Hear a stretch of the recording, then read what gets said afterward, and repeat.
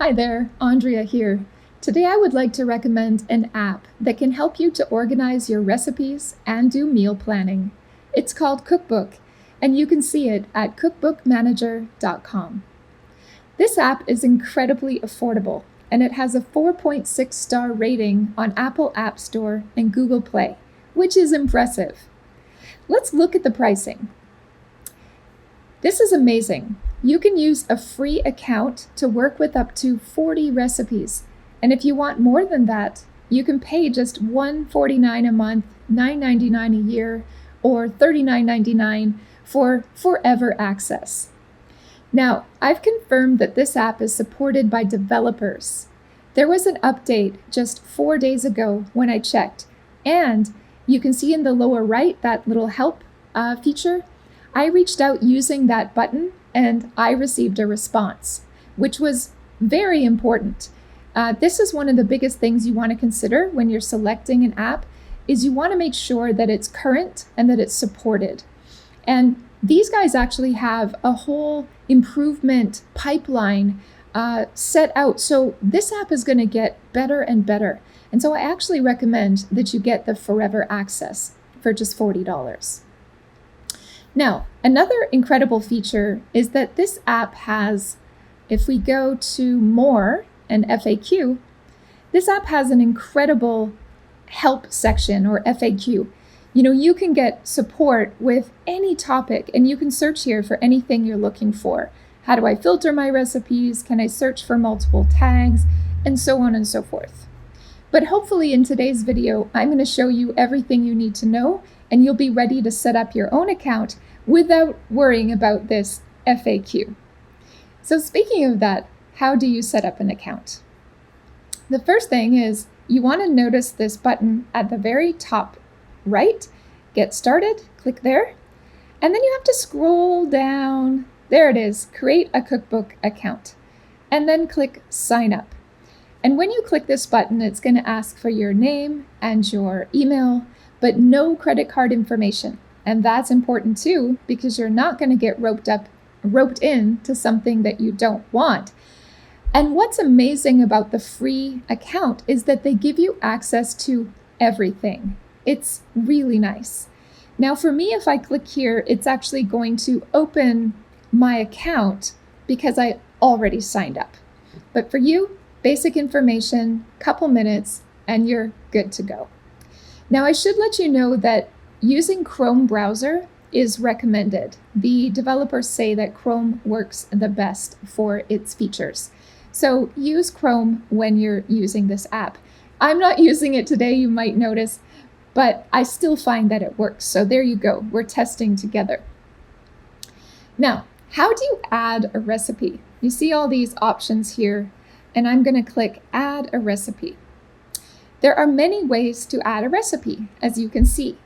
You can create a new blank recipe, and if I click there, I get to put the name, a description, notes, select my tags for the type of recipe, add a photo, here's my ingredient list, and here's my directions. I can put the yield, I can make it a favorite, give it a rating, prep time, cook time, a video link if it's something you found online.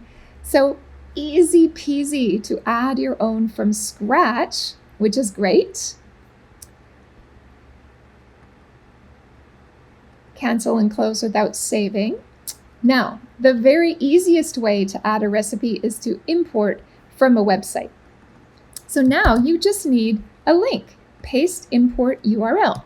So I'm going to use a link from my website, Buttered Veg, and import link. Now look what happens. All the information. Here's the ingredient list. Here's the instructions. Here's the image. And here's the recipe notes, the description, and the name. So everything came in automatically. And all you need to do is select your tags. So this is actually a side dish. Oh, it's actually a vegetable side dish. And this was a tag that I added myself. So you can add your own tags for whatever you need right here. So Getting out of that. There we go. So select your tags, whatever's relevant to you. And then that's delete. Oh, save is up here on the upper right. There we go. Now look at how nice that looks. So this is how you view recipes. You can see very clearly the different sections, the tag here. See on YouTube, wow. The method is here, the notes, even the nutrition information, if it's present, shows up here. Okay, so this is viewing a recipe. I want to go back to add a recipe to show you that you can also scan a recipe from a PDF. And I'm going to select this one and open. And you need to enter a page number because this is the limitation. It only allows you to import a recipe from a single page, either a PDF or a JPEG.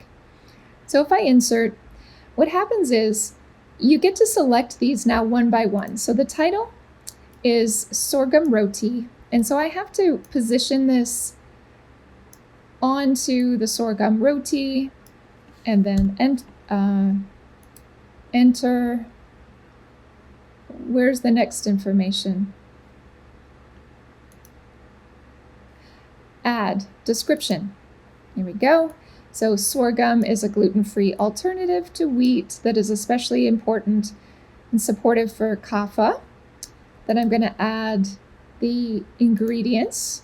And so here I'm going to just highlight over the ingredient section as well as the equipment. Then I'm going to add the instructions. So you see how this works. It's a little bit manual, but it does capture everything. It reads the information, and then you hit this button on the lower right, scan. And you will see that it shows up in exactly the same wonderful format, the description, the name, the ingredients, the instructions, and you can change anything here that you want to change, and then save. And you will see there it is. And in the image place, you have the original PDF. How cool is that? So this is a wonderful feature that you can add images from JPEGs or PDFs. And what I really love about this platform is that you can edit any section. So right here, look, edit.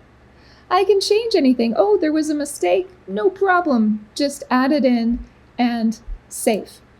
So if you want to make notes after you made the recipe, if you want to make substitutions, if you want to delete ingredients because they don't work for you, you can do all of that stuff. So that is really, really a great feature. I love that feature. Okay, so I've showed you now sort of the main ways of adding recipes. The next thing is let's look at view recipes. So go to My Recipes. And now you can see the list of all the recipes that you have included in Cookbook.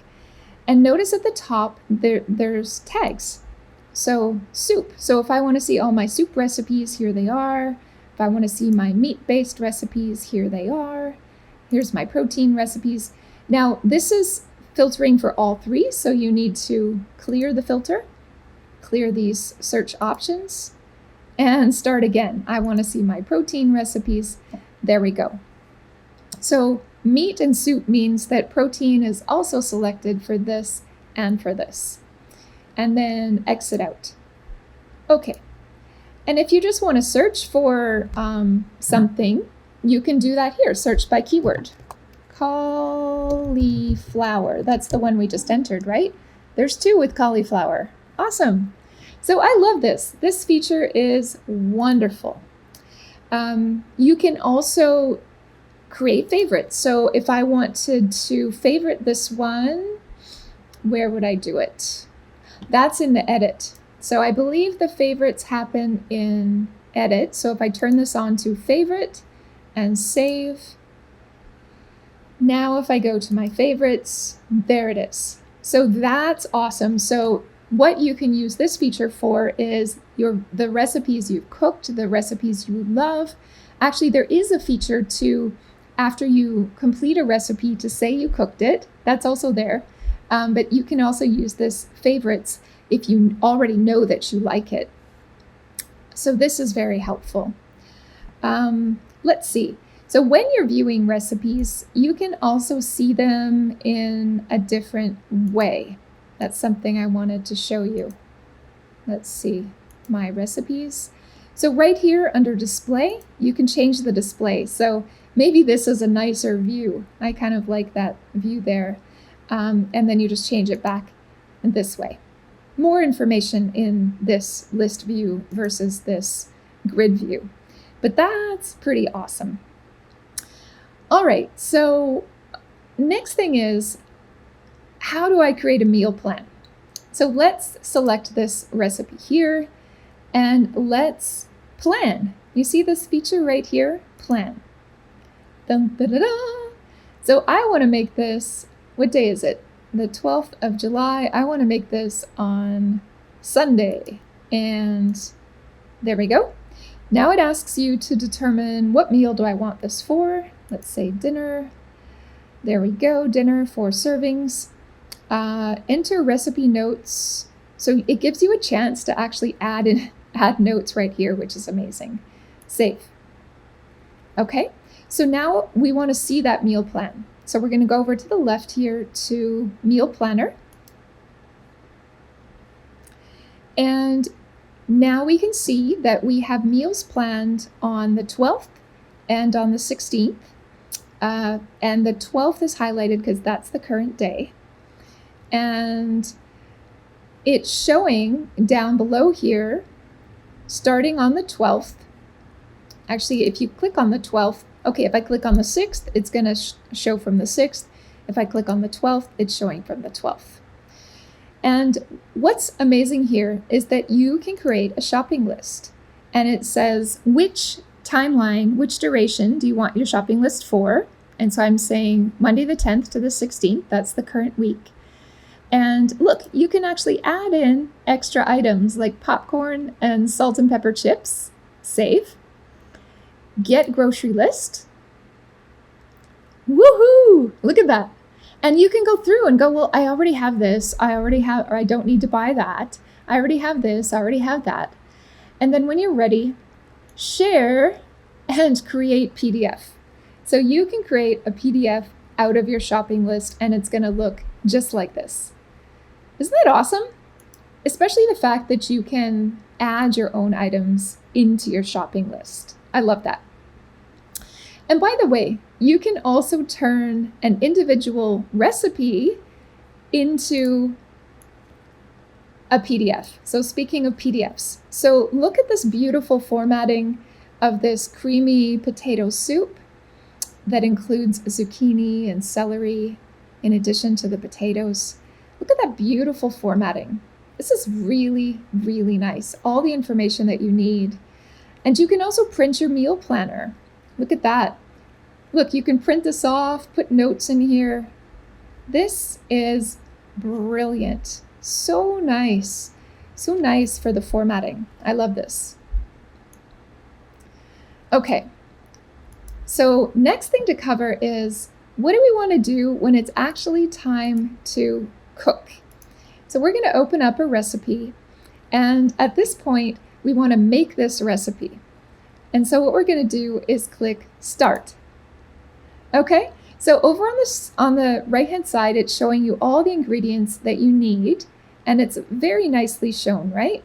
And after you've got that ingredient out, you can click it.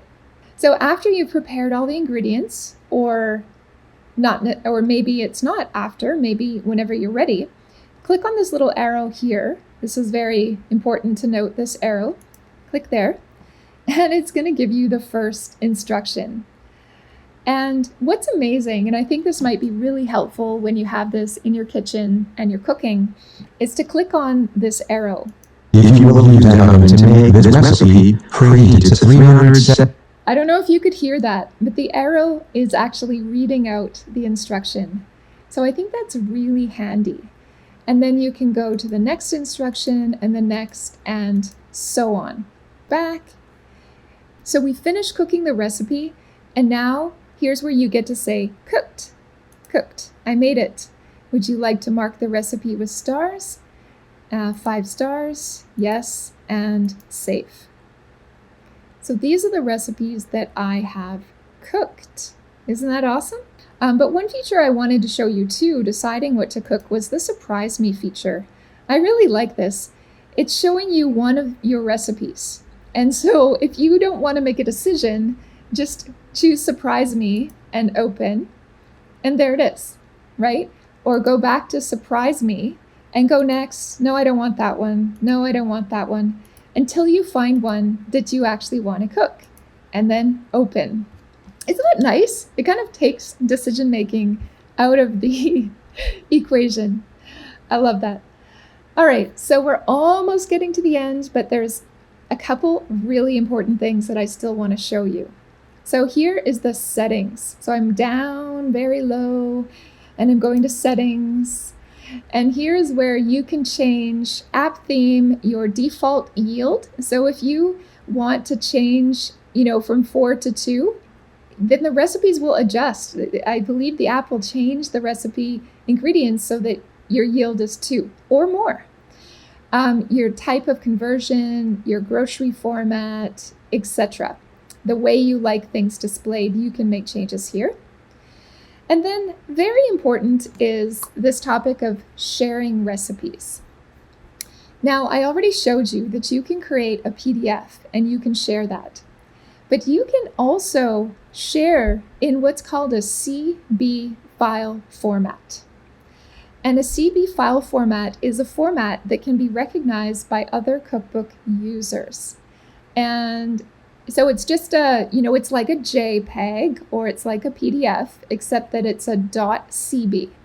And this app, if we go back to a single recipe, if we go to share, we can create the PDF here, or we can send to CB user. And this is going to download a CB file onto your computer, and then you can send it to a friend or somebody in your group or program who has this app, and they can just import it and open it up. Now, to import, it's actually a little bit tricky, but I did find it. You need to go to import.cookbookmanager.com, and then you select Cookbook here. So you can import from other apps as well. There's some other apps here that people use, but here you would go to Cookbook and then upload your zip file, your collection of recipes. And this is really, really cool because, like I said, an entire cookbook can be shared with you. And as an Ayurveda nutritionist, I love the fact that I can create a set of recipes designed specifically for my client that they can then import with a couple clicks and have all those recipes available to meal plan with. And those are the perfect recipes for them. So that's what I'm going to use this for. And so import.cookbookmanager.com. This is a new feature. You can see here it says beta release, but this is an awesome feature. Now, I have another awesome feature to tell you about actually, and that is there is an app for Android or Apple for Cookbook, and what I've been showing you is the desktop. So that means you can have the same information on your desktop as you have in your app.